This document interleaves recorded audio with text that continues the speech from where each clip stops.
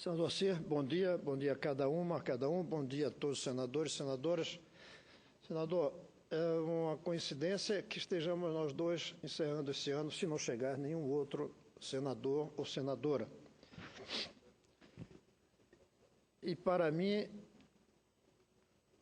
seria difícil ficar fora dessa sessão de hoje, porque eu acho que esse é um ano que merece refletirmos sobre ele e sobre os que virão daqui para frente. Esses últimos dias, muitos me perguntam como eu definiria o ano de 2015, com todas essas conturbações que tivemos desde o início. E eu disse que eu definiria como o ano da descoberta do Brasil. A descoberta de um Brasil que está escondido, estava escondido, que está aflorando finalmente. E isso é muito bom, desde que a gente aprenda com a descoberta para saber o que fazer nos anos 16, 17, 22, nosso bicentenário que está chegando, e os anos do futuro. Esse é um ano da descoberta, por exemplo, de uma crise que um observador mais atento perceberia. E eu quero dizer que eu alertei desde 2011, com discursos, com textos, com artigos, de que, lembro do título do texto, um pequeno folheto que fiz junto com um assessor meu, cujo título é "A educação está bem, mas não vai bem". Porque os indicadores naquele momento de inflação, de emprego, de câmbio, eram bons. Mas há coisas por debaixo da realidade que, se observamos, dá para perceber. Colombo não chegou na América sem que houvesse já sinais de que existia o continente. Embora, no fundo, ele queria ir para a Índia pelo outro lado, mas havia sinais de que havia terra no meio. E ele teve a ousadia de ir atrás. Havia sinal de que as coisas não estavam bem com a economia brasileira. Por exemplo, via-se que os gastos públicos estavam excedendo os limites da responsabilidade.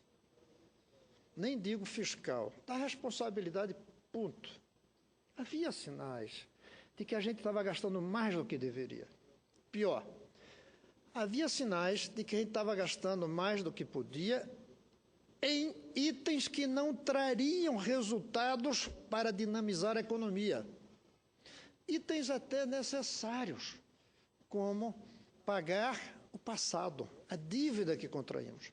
A dívida com os aposentados, a dívida com o passado. A dívida com a população pobre é uma dívida contraída por não termos feito o investimento no futuro, como agora. Nós vamos pagar um preço altíssimo por não estarmos investindo em educação corretamente, porque o problema não é só de falta de dinheiro, não. Se chover dinheiro hoje no quintal de uma escola, vira lama na primeira chuva. É preciso gastar mais, sabendo gastar melhor.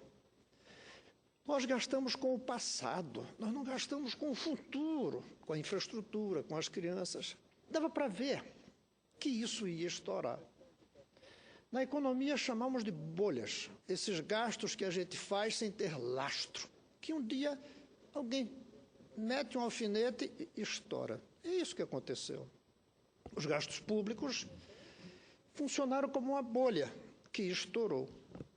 Esse era um item que dava para perceber que aconteceria. Até porque as regras, muitas delas que nós criamos aqui, obrigam a gastar mais do que é possível. E as pessoas perguntam, mas como é possível gastar mais do que é possível se a gente não pode fazer isso em casa? Tem duas maneiras, endividando-se, e é o que fez o Brasil, ou inflação, que é o que está fazendo o Brasil. Inflação é uma maneira de gastar mais, enganando a todo mundo, como se estivesse gastando dentro dos limites. Porque você gasta 100, mas só vale 80. Então, havia essa indicação. Nós descobrimos, em 2015, já estava latente, desde, eu digo, 2011. Nós desarticulamos as estatais. Isso descobrimos em 2015, mas havia claro sinal de que isso ia acontecer. O que estourou, mais uma vez, a ideia da bolha na Petrobras, já vinha sendo feito. Já se percebia que se estava usando a Petrobras de uma maneira política e não de uma maneira empresarial. Nós criticamos, obviamente, e esse é um item seguinte de descoberta, que é a corrupção. Mas o que eu estou falando aqui da Petrobras não é a corrupção, é a manipulação. É manter o preço do combustível baixo para ganhar votos, sabendo que isso ia quebrar a Petrobras. Dava para ver. Quantos discursos alguns de nós não fizemos aqui dizendo que não dava para segurar o preço do combustível, porque depois o aumento seria muito pior. Mesma coisa das tarifas elétricas. Eu fui acusado aqui de não querer que reduzisse as tarifas elétricas. Recebi críticas. Um senhor disse que eu não estava querendo que os pobres tivessem ar-condicionado, porque dizia que era um risco reduzir as tarifas, porque elas depois viriam aumentadas muito mais. E eu respondi para ele que eu queria sim que os pobres tivessem ar-condicionado, mas para isso era preciso que os ricos desligassem os deles, porque não tinha energia para todos ao mesmo tempo. E propus a ele que ele só usasse o ar-condicionado dele 6 meses, para que outro pudesse usar 6 meses. Pois bem, estava claro que aquela redução das tarifas de energia iria gerar esse problema. Nós descobrimos em 2015, mas havia sinais já em 2014. A desorganização administrativa, que dificulta fazer as coisas mesmo quando tem dinheiro. Quantos projetos no Brasil está com dinheiro sobrando e a gente não consegue fazer por incompetência gerencial? A gente está descobrindo agora, mas já havia sinais. O excesso de otimismo, que eu coloquei sempre nos meus discursos aqui, como um dos fatores que levariam à crise. Porque o otimismo cega. O superotimismo, ele fica cego. Ele não vê a realidade. O otimismo do pré-sal. Quantas vezes eu disse aqui que o pré-sal não ia resolver os problemas do Brasil, porque o Brasil é grande. Um pré-sal resolve os problemas de um país pequeno do Golfo Pérsico. 800 mil habitantes tem o Catar. Nós temos 220 milhões. O Brasil, eu me lembro que dizia, não cabe dentro de um poço de petróleo. Mas vendeu-se a ideia de que o Brasil tudo ia ser resolvido e esse otimismo nos cegou durante algum tempo. 2015 é o ano da descoberta de que o pré-sal é pequeno para o tamanho gigantesco do nosso Brasil. Nós tivemos, portanto, sinais de que a crise viria. Mas 2015 é o ano da descoberta. Por isso que eu digo, 2015, se eu fosse escolher uma palavra para definir esse ano, eu diria o ano da descoberta do Brasil na sua realidade. O segundo item que nós descobrimos, mas que estava latente, é a corrupção. Claro que isso aí começou um pouco antes. A descoberta não foi em 2015, mas foi em 2015 que, graças à Operação Lava Jato, graças à prisão de personalidades do mundo político, do mundo econômico, de repente, a sensação é que o Brasil se comportou como Pedro Álvares Cabral, olhando do barco em que ele viu as terras brasileiras pela primeira vez. O Colombo vendo as terras das Américas. Deu a impressão que nós vimos a corrupção como se não soubéssemos que ela existia.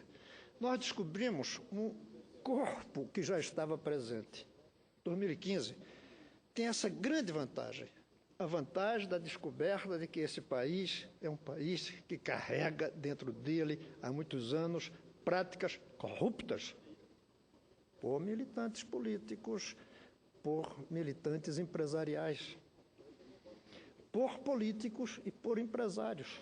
E se a gente for olhar bem, até por um conjunto muito maior da nossa sociedade que se acostumou a se orgulhar do jeitinho de driblar as leis.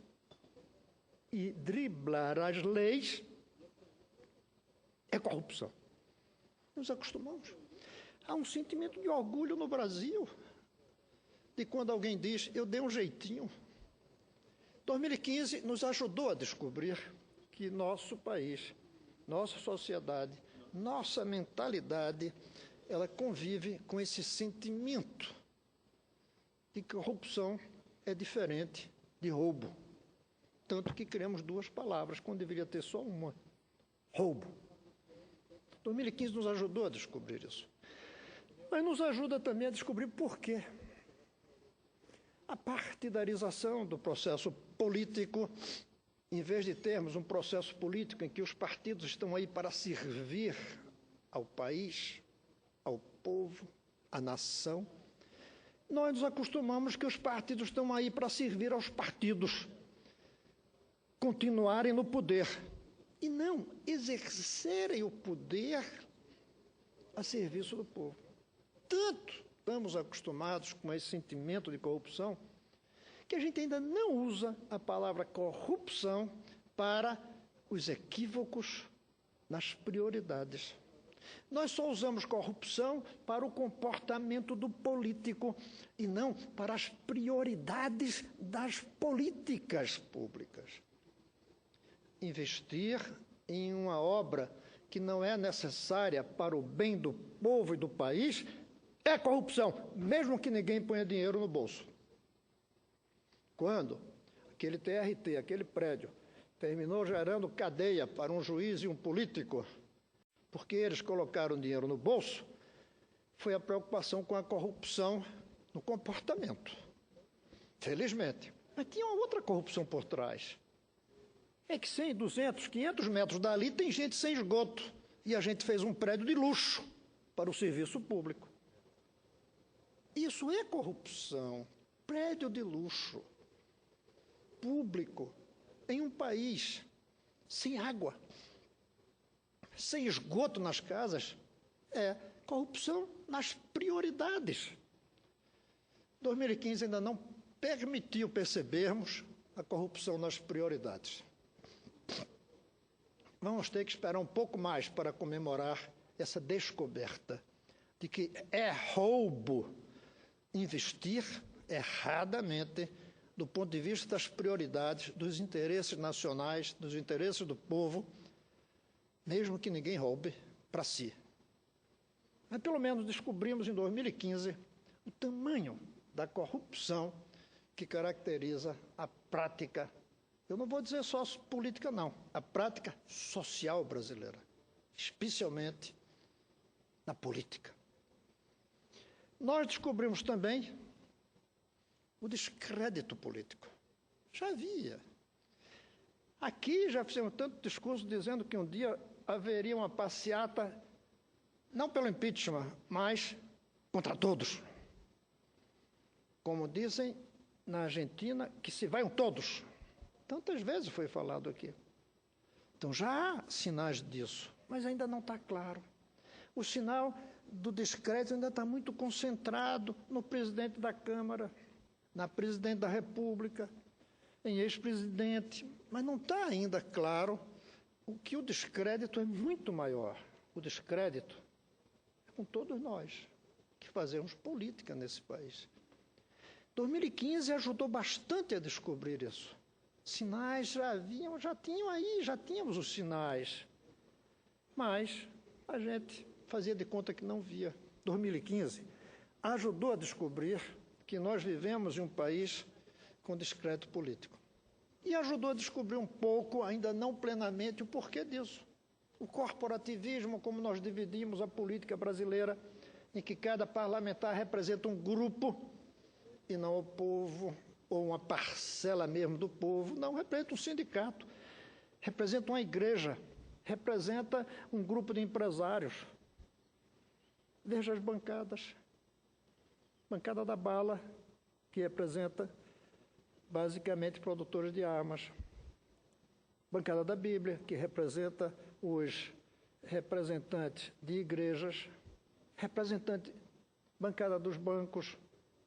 Bancada do agronegócio. E a bancada do povo?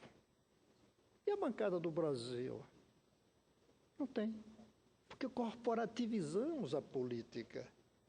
E essa é uma das causas do descrédito. Nós temos um descrédito por causa, e 2015 ajudou a descobrir isso, por causa dos partidos, em número tão grande e, ao mesmo tempo, inexistentes. O Brasil tem essa característica meia esquizofrênica, maluca, em que nós temos um número grande de partidos e não temos partido nenhum. Porque todos esses partidos que nós temos são meros clubes eleitorais, siglas para permitir cumprir a obrigação que está na lei de que, para ser candidato nesse país, precisa estar filiado a um partido político. E tome partido, e nenhum deles é partido. Foi em 2015 que eu fiz um discurso aqui muito criticado, em que dizia que era preciso acabar com todos os partidos e criar novos. Os partidos interpretaram, nessa manipulação que caracteriza a política brasileira, que eu estava dizendo que era possível fazer política sem partidos. Não, eu defendo que a pessoa possa ser candidata sem partido. Defendo, como em muitos países do mundo, o chamado candidato avulso. Mas a política precisa de partidos. Mas de partidos, com P maiúsculo. E não de partidos, com P minúsculo, que são clubes eleitorais, são siglas apenas. 2015 ajudou a descobrir a fragilidade dos nossos partidos, todos, sem exceção.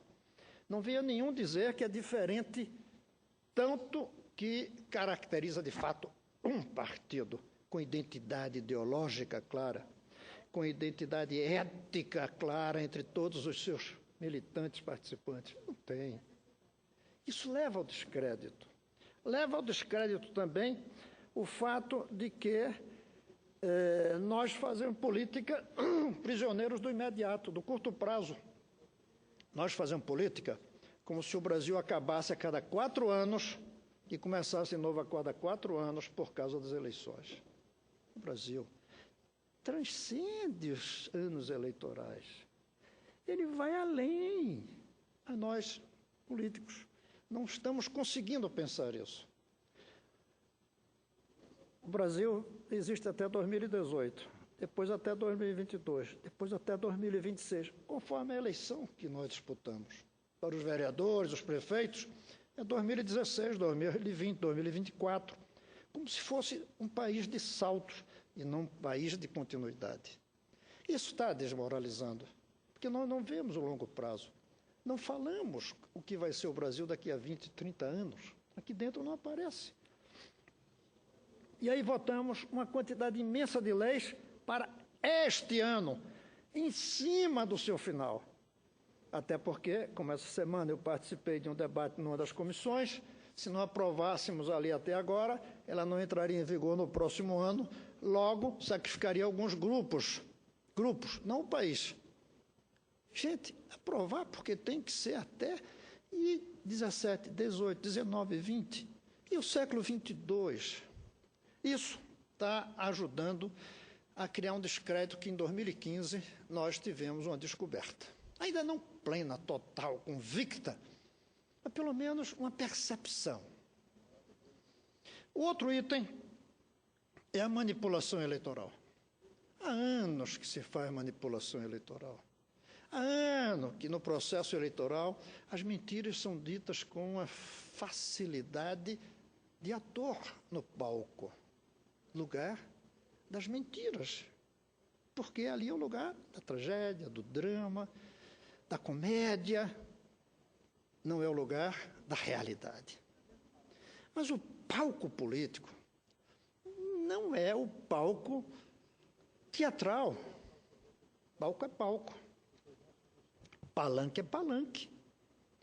E a diferença fundamental é que no palco é o espaço da mentira, da farsa, do teatro, da literatura, da ficção. E o palanque devia ser o lugar da verdade, do compromisso.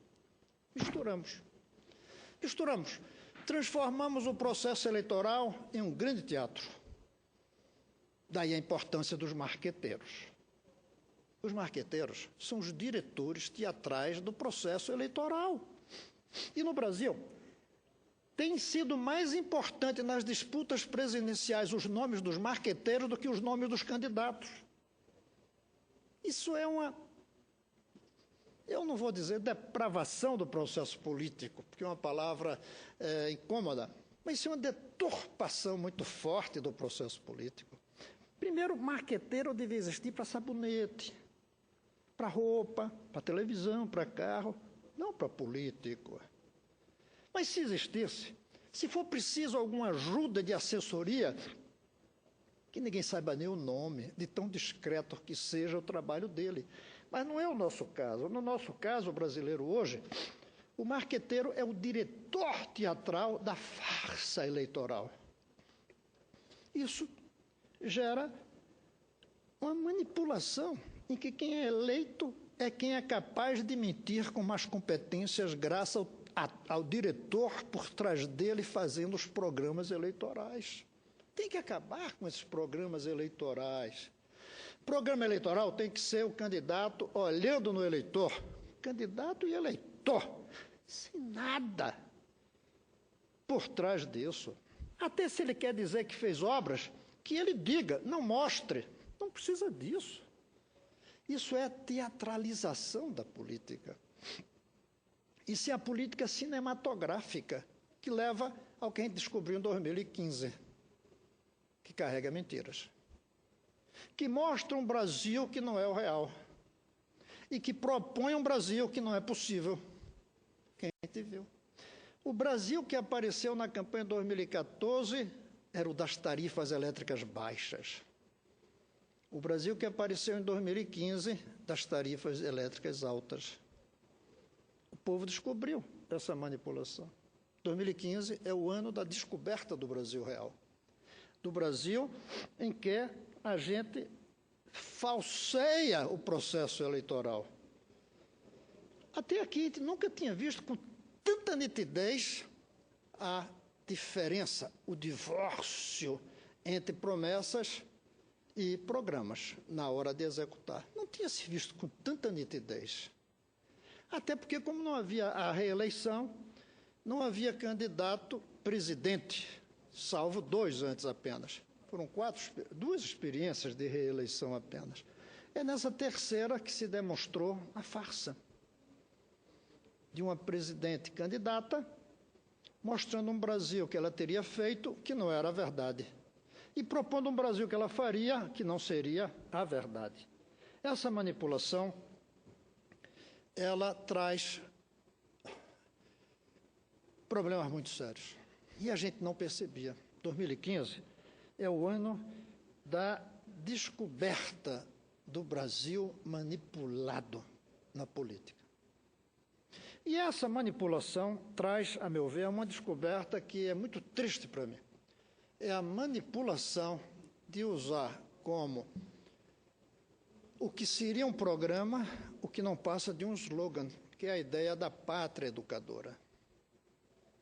2015 mostrou que a ideia de pátria educadora tem sido apenas um slogan.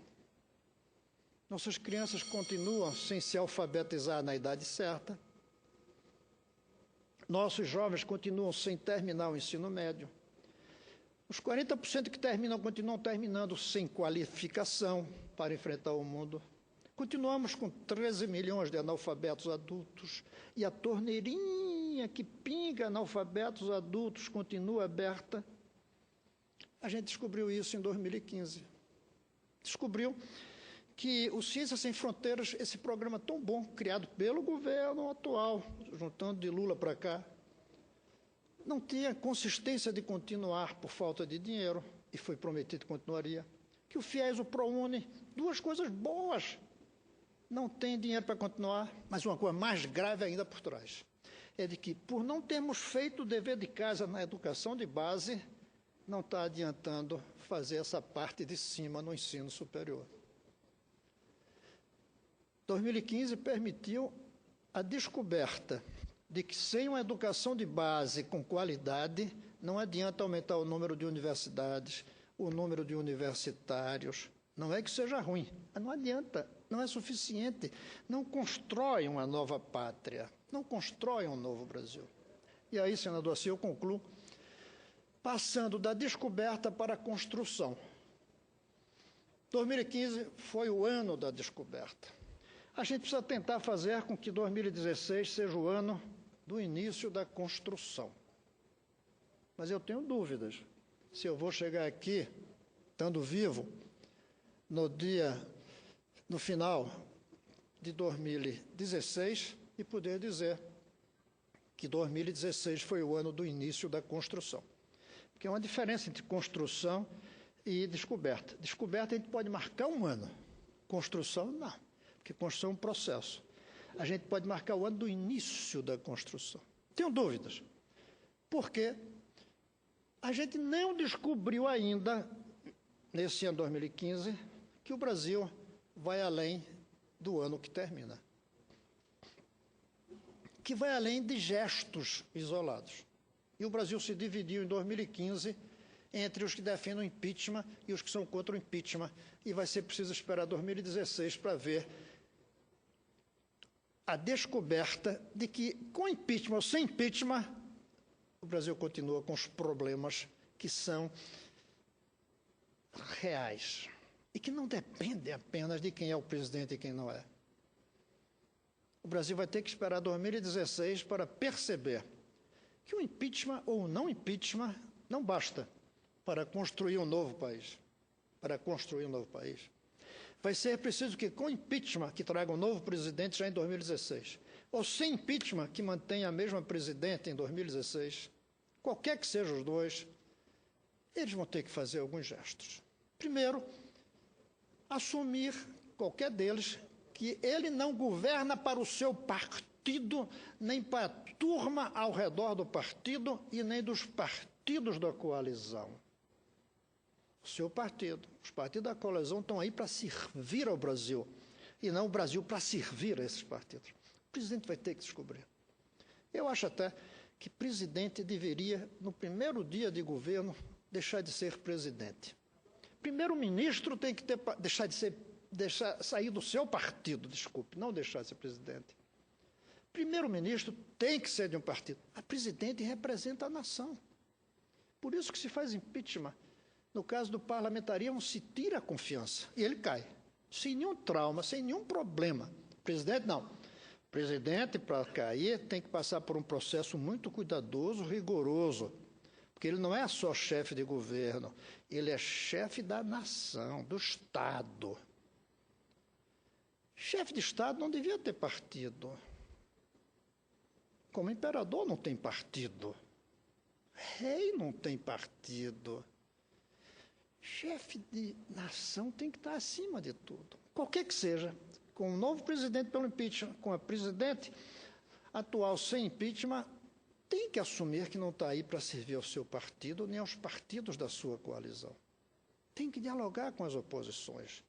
Tem que ouvir os críticos, coisa que o atual presidente faz de conta que ouve. Mas não ouve.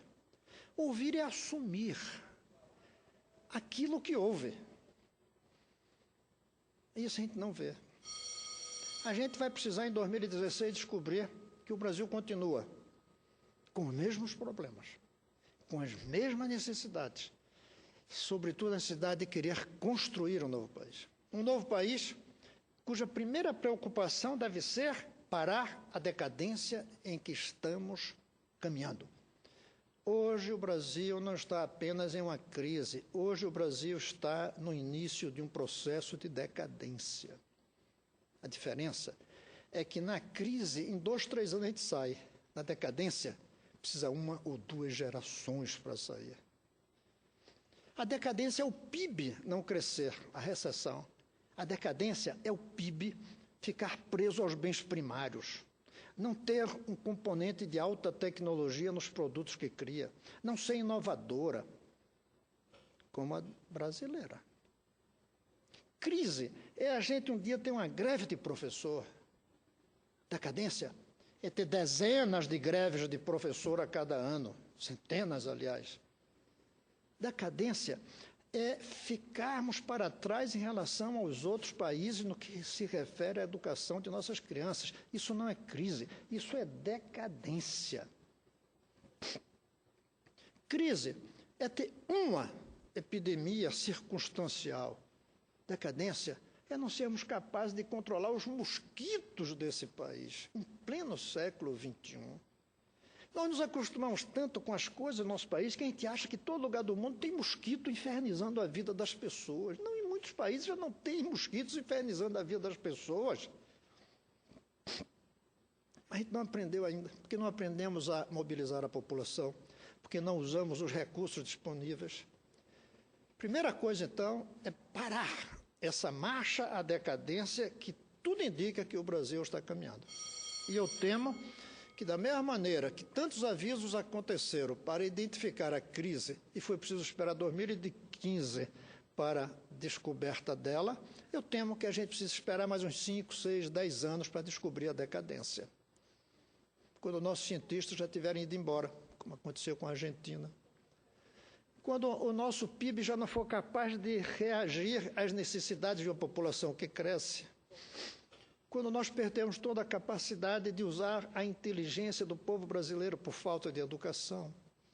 Quando o Brasil começar a mostrar que é um país secundário, insignificante no cenário das nações. Eu temo que para comemorar o ano da descoberta da decadência, temos que esperar uma década. E aí será uma década mais do que perdida. Será a década em que afundamos. Que perdida a gente acha, mas afundar dá trabalho, sair do buraco. Então, qualquer que seja o presidente em 2016, com impeachment ou sem impeachment, vai ter que entender o seu papel de ser mais do que uma pessoa de partido, de conviver com todas as forças políticas, de barrar o processo de decadência, de sair da crise e definir as linhas de ação para construir a nação que nós queremos, que nós podemos e sabemos como fazer. É isso, senador Assir, que eu espero que 2016 possa ser o ano do início da construção. Início claro, sem querer menosprezar todos aqueles que já fizeram sua parte no passado, na construção desse país. Ele não vai começar. A palavra início é no sentido de um reinício, digamos, de um recomeço, de um reencontro nacional do Brasil com o seu destino. Hoje, o Brasil e seu destino estão interrompidos, cortados. Nós não estamos hoje convivendo com o nosso destino. Paramos. Em 2015, paramos. Descobrimos isso. Felizmente, porque começou há muito tempo atrás. Não é uma invenção de 2015. Não é uma invenção da presidente Dilma. Vem de antes. Vem de não termos feito o dever de casa muitos anos atrás. Para mim, principalmente na educação das crianças. Mas uma opção de outros deveres também que nós não fizemos. Inclusive isso de nos acostumarmos, e a nossa Constituição é pródiga nisso, em termos direitos e não deveres. Esse é um dos grandes erros nossos. Nós colocamos uma Constituição de direitos, não de deveres. É como se o país existisse para cada um da gente, e não a gente também para o país. Pois bem, esperemos que em 2016 esse processo se encerre da descoberta e comecemos o período de reconstrução, de retomada do Brasil com seu destino. E isso não vai ser resolvido por ter ou não ter impeachment. Estão iludidos os que acham que o impeachment é suficiente para iniciar um novo Brasil. Também estão iludidos os que acham que a continuação do governo Dilma será suficiente para levar o Brasil ao destino que nós temos o direito de querer e a obrigação de construir. Que 2016 seja um ano de construção e não apenas de descobertas. E que seja um ano feliz para todos nós individualmente. Porque é preciso lembrar que, embora seja muito difícil ser feliz quando o Brasil vai mal, de qualquer maneira, existe uma dimensão privada, individual, que a gente não pode esquecer. E é pensando nessa dimensão individual, que a gente não pode esquecer, que eu desejo a cada um de vocês crianças, adultos, velhos, homens, mulheres, brancos, negros, índios, qualquer um de nós que tem esse privilégio de se sentir e dizer brasileiro, brasileira, eu desejo um feliz 2016. É isso, senhor. Senador Aciar. Meus cumprimentos, senador São Buarque, não só pelo seu pronunciamento, mas pela sua atuação aqui no Congresso Nacional. Nós que nos espelhamos muito em Vossa Excelência para realizarmos o nosso trabalho, não só com relação ao ensino, à educação, mas pela sua conduta perante aos colegas do Congresso, perante ao Executivo, as suas posições muito firmes e objetivas, buscando um Brasil melhor para a população brasileira. Eu parabenizo pela sua atuação, pelo seu trabalho e me sinto muito feliz de estarmos no mesmo partido. Eu tenho a honra de ser um líder operacional aqui no Senado do nosso partido, no Senado do PDT, mas o verdadeiro líder do nosso partido é, com certeza, Vossa Excelência, e nós temos muito orgulho de estarmos juntos nesse trabalho que nós temos, nessa grande missão que temos, principalmente no ano que vem, de tratarmos de assuntos cada vez mais polêmicos, importantes para o desenvolvimento e a garantia de nós trazermos uma estabilidade econômica, e essa estabilidade econômica vem através da estabilidade política. Não dá para separar as duas coisas. É claro que temos uma crise econômica, mas ela foi potencializada pela crise política. Eu dizia há pouco que parte dessa crise política tem um nome. Ela se chama as operações, não vamos denominar uma ou outra. As operações que aconteceram nesses últimos meses, talvez desde o ano passado, ao combate à corrupção. Esse o maior talvez a causa maior dessa crise política que nós estamos atravessando, mas é um mal necessário que o Brasil precisa atravessar. Desta crise que nós vamos ver o Brasil sair dela muito mais fortalecido, com uma consolidação mais forte, principalmente das suas instituições, que estão demonstrando que estão consolidadas. O Legislativo, o Executivo, o Judiciário, cada um no seu segmento, fazendo um trabalho pautado sempre pela Constituição. Isto já está comprovado. O Brasil está consolidado com a sua democracia através das ações das suas instituições. E nós vamos ver agora o Brasil saindo de toda esse imbróglio que nós estamos vendo e participando aqui na vida política. Nós vamos ver isso acontecer e vamos trabalhar para que isso aconteça. Nós conseguimos passar por isso, e o Brasil vai passar por isso, com certeza, mas nós podemos ter, eu dizia ontem, nós podemos ter um rebaixamento do Brasil. Nós podemos ter uma diminuição do crescimento do Brasil, mas não podemos ter uma retração no combate à corrupção. Isto é muito importante para toda a população brasileira. Obrigado, senador. Espera aí. Obrigado, senador. Eu quero dizer que também é uma honra para mim estar junto com o senhor, e o senhor sempre se comporta de uma maneira muito correta com todos nós. Agradecer muito o título de líder honorário. Eu sou professor emérito da UNB e deve ser a idade que vai fazer a gente ficar nisso. E dizer o seguinte, uma das provas de que não estamos bem é como 1 ou 2 anos atrás, se fôssemos escolher a pessoa do ano, era o ministro Supremo Joaquim Barbosa. Agora seria o juiz Moro. Isso não é bom para o Brasil. Felizmente existem pessoas como eles, mas o ideal é que a pessoa do ano fosse um líder político, ou até um líder intelectual, um poeta. Mas nós estamos numa situação tal em que a corrupção está tão forte que, felizmente, nós temos essas grandes figuras humanas, como Joaquim Barbosa, como o juiz Moro, e que terminam sendo as grandes personalidades do ano, como em alguns momentos no Brasil foram atletas, como foram militares também. Felizmente, são juízes ainda, não militares. Embora, se um dia um militar se vestir de civil e disputar uma eleição, ele é civil nesse processo.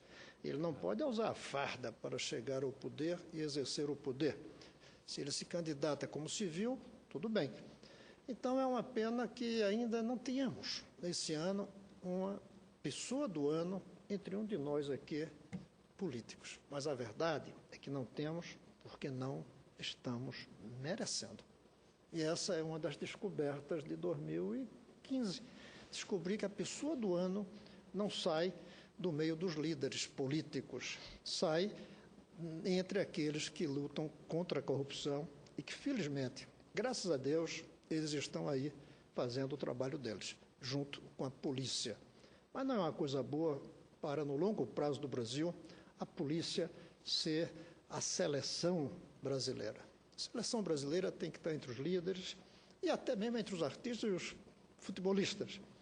Mas a polícia, quando a gente tem que dizer e reconhecer e agradecer o papel dela, é porque as coisas não vão bem. E eu espero que em 2016 a gente comece a mudar isso. Comece a fazer com que os juízes, os policiais, todos do Ministério Público, cumpram tão bem a função deles hoje, que eles fiquem discretos nos próximos anos, porque a gente não precise tanto deles como estamos precisando hoje. Era isso, senador Assir. E para o senhor também, sua família e todo o povo de Rondônia, um feliz 2016. Muito obrigado, senhor senador Cristóvão.